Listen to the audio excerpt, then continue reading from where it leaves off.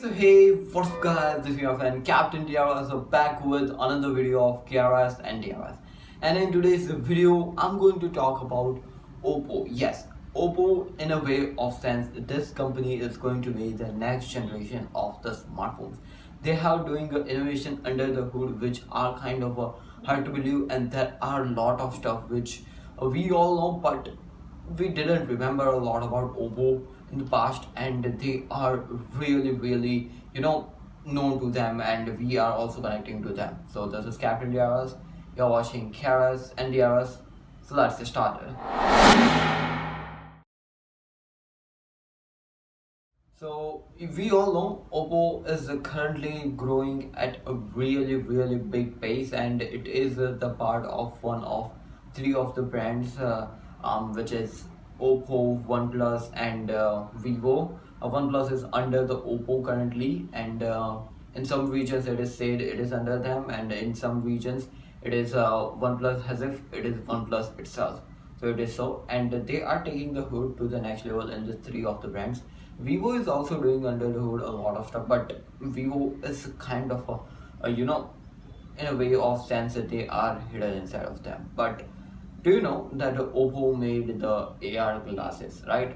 We all know this guy is currently working on a lot of futuristic stuff, which is under the hood. They are planning already, and we all know it will be going into the hands to the us in future. But these guys are planning to a really big level of the AR glasses.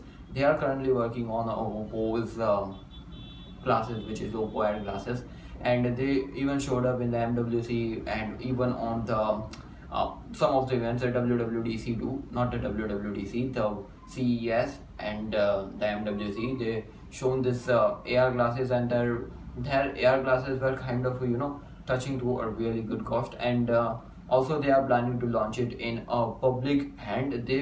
They shown in a prototype manner, and they are planning to launch it as if for each and everyone. So it is kind of really nice. So no, Oppo is also known for their audio. In the past, they were one of the biggest brand in the market of the audio.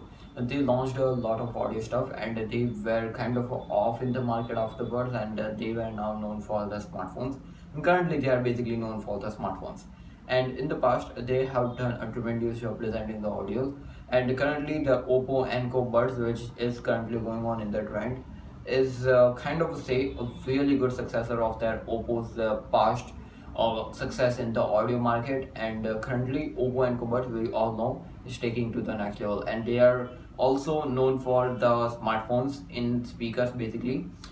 We all know that the audios sometimes when it is having a single speaker or dual speaker are good, but in single speaker it's okay. But Oppo's smartphone doesn't they are doesn't making any sense in that stuff if there is only a single speaker. That single speaker is kind of also really good. Now let's talk about the Oppo smartphones. Oppo smartphones is having a kind of say a really good market ratio. Their importance in the market is currently known for the only and only purpose of the camera and design, and people are crazy about the Oppo's camera because they have some sort of tones which they apply on the screen which looks kind of nice, and people also like the tones of the Oppo phones, and they aren't completely natural. They have their own type of tone on the style, and they are partnered with the Hasselblad in the currently which is going on, which is kind of a really nice brand too. On the another hand, even the OnePlus, which is their kind of a sub brand too,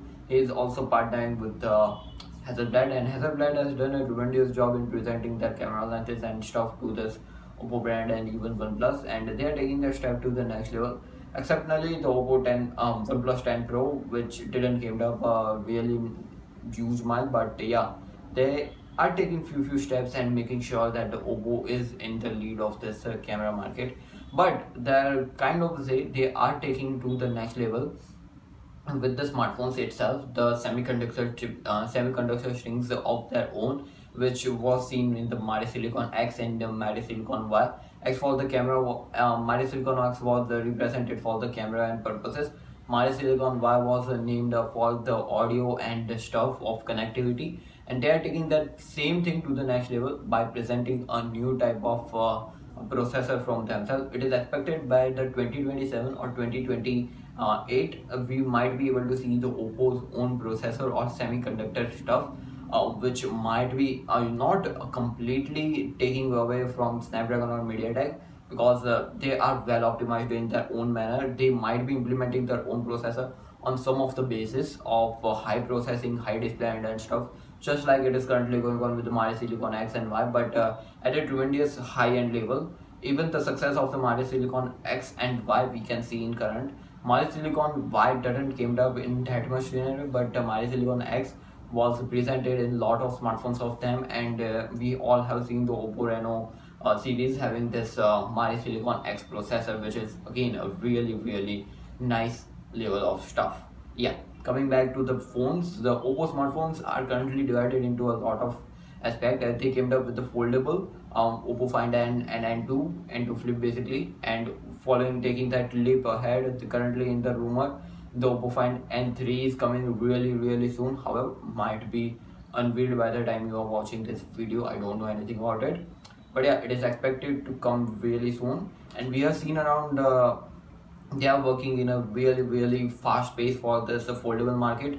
Also taking ahead, they were kind of a first brand to came up with a compact size of foldable phone, and also taking that same thing to the next level by not a invisible type of crease on their screen, which was kind of hard to believe. And still many brands have crease on their phone, but Oppo is, has for me, only one who don't have this crease on the phone.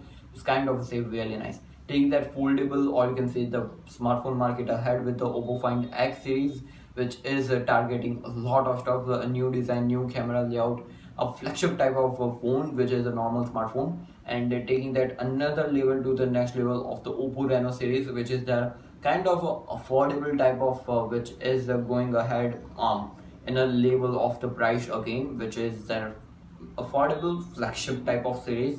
And there's Oppo Reno 8, or you can say the upcoming 9, 10, whatever series it is.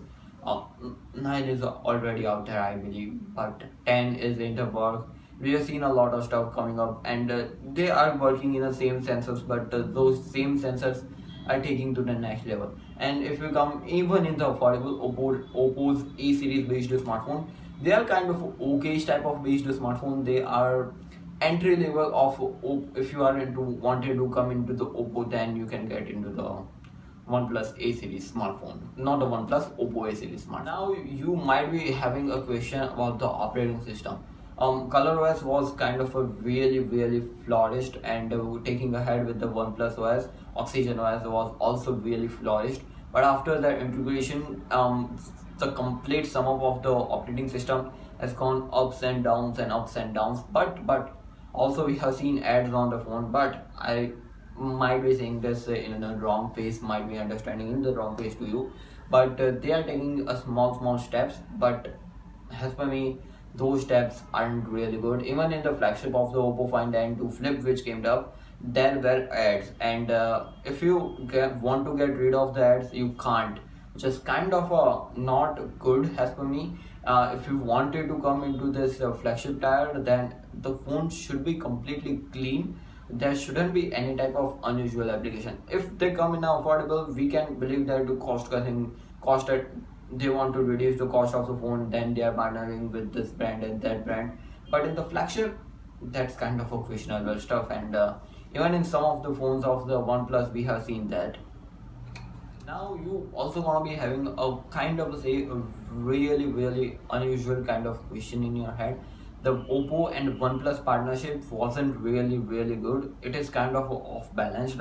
It affected their both smartphones. Yes, definitely. When Oppo came up with that this partnership and the sum up which was being presented, ColorOS was going to be happening on the OnePlus 2, and we have seen some sort of slightly ups and downs going on with similarities of the OnePlus and Oppo in the global market.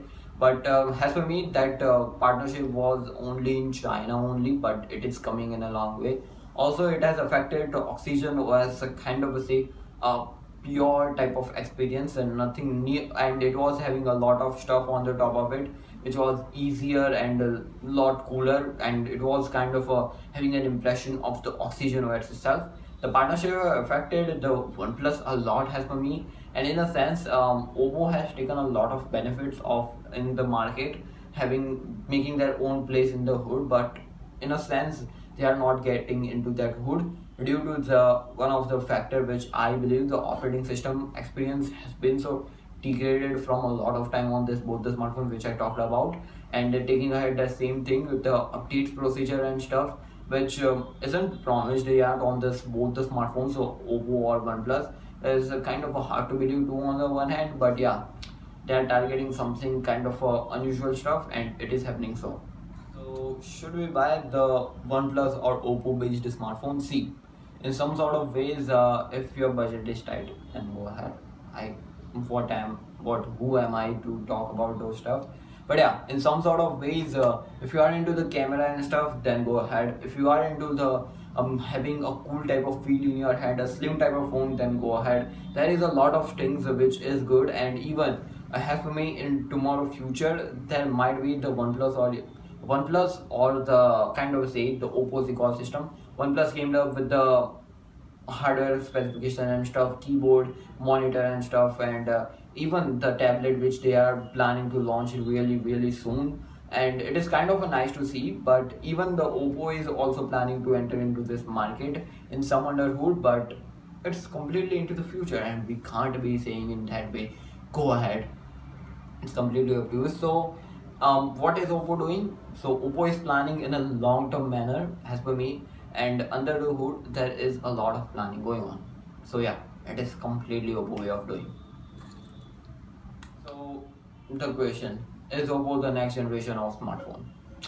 Probably yes, and in definite word, kind of, because they are taking some sort of small steps and one big step on the phone.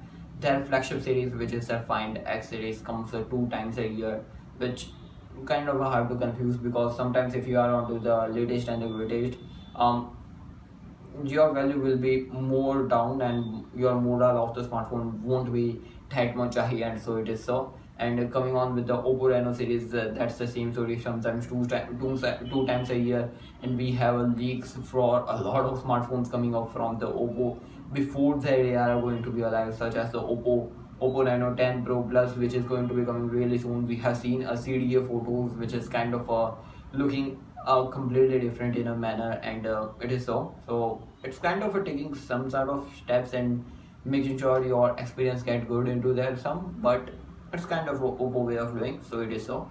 And if you are onto the Oppo smartphones, then let me know in the comment section down below. This was captaindrs watching krsndrs. Like, share, subscribe. Gonna be appreciating our work. I'll catch you in the next video. Stay safe, stay connected. Peace out.